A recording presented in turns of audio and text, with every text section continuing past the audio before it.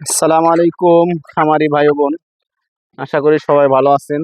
তো ইনশাল্লাহ আজকে নতুন একটা ভিডিও নিয়ে আসলাম। আসলে অনেকের মুরগি খাইতে চায় না, আসলে অনেকে ফোন দেবে আমার মুরগি খায় না, জিমায় বসে থাকে, একটুও খাবার খায় না, অল্প খাবার খায়, শুকাই যাইতেছে, বড় হইতেছে না। তো কি করলে আসলে খাবার খাবে, কি মেডিসিনে আর কোন কারণে খাবার খায় না, আসলে আমি বুঝতে পারতাম না। আমার কখনো হয় নাই, কিন্তু গত কয়েকদিন আগে আমার কিন্তু এই ব্যাপারটা হয়েছিল। একদম আসলে মুরগি ডিম পাড়া, যেখানে আমার ৮০-৯০টা ডিম পারতো, ওইখানে মাত্র ১২-১৩টা ১৫টা ডিম পারে। আসলে যদি না খাইতে পারে সেখানে ডিম কিভাবে পারবে? তো আসলে খাই নাই কিসের জন্য, সেটা আসলে বলবো আস্তে আস্তে। তো আমার চ্যানেলে যারা নতুন, অবশ্যই চ্যানেলটাকে সাবস্ক্রাইব করে দিবেন আর পাশে থাকা বেল বাটন বাজিয়ে দিবেন। আর অলরেডি যারা সাবস্ক্রাইব করে দিয়েছেন তাদেরকে জানাচ্ছি থ্যাংক ইউ সো মাচ।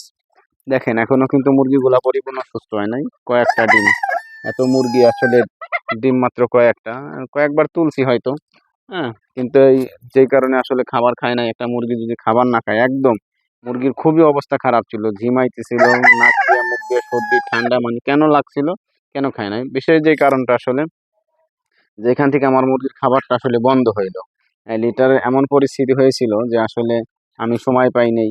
হয়তো আপনারা জানেন না কেন আমি সময় পাই না, আর আমি বলতেও চাই না। আহ, এটা যখন সময় আসবে তখন জানবেন।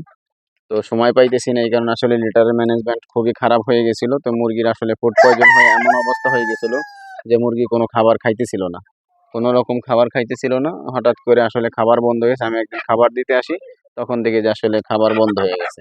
ঠিক তখন আসলে এমন অবস্থা মুরগির, তারপরে আমি যেই খাবারটা দিছি, একটা ফুড পয়জনের আসলে একটা মেডিসিন দিছি, তার পাশাপাশি রুচি বাড়ানোর জন্য যে ব্যাপারটা, রুচি বাড়ানোর জন্য এই যে আমার হাতে যে ওষুধটা দেখতেছেন মেডিসিন, তো এইটা কিন্তু আমি দিয়েছি।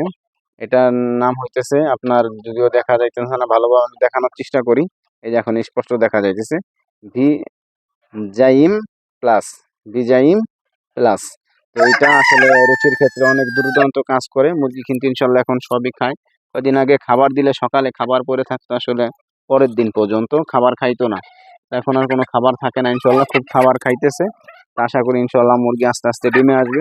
অনেকেই আসলে প্রশ্ন করে ভাই আমার মুরগি খায় না, তো ইনশাল্লাহ তারা কিন্তু এটা খাইলে ইনশাল্লাহ অবশ্যই মুরগি কিন্তু ভালো ডিমে আসবে। আহ, খাবার খাবে ইনশাল্লাহ, রুচি বাড়বে। আপনারা চাইলে কিন্তু খাইতে পারেন।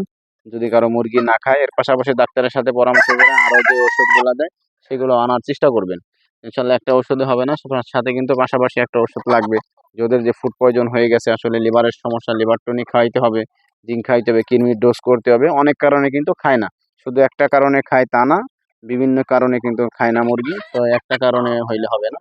তো এইভাবে যদি পরিচালনা করেন অবশ্যই মুরগি সুস্থ থাকবে, ভালো থাকবে, মুরগি খাবে। তো ভিডিওটা যদি ভালো লাগে অবশ্যই শেয়ার করে দেখবেন, অন্যকে দেখার সুযোগ করে দিবেন। এই পর্যন্তই। আসসালামু আলাইকুম রহমতুল্লাহি ওয়া বারাকাতুহু।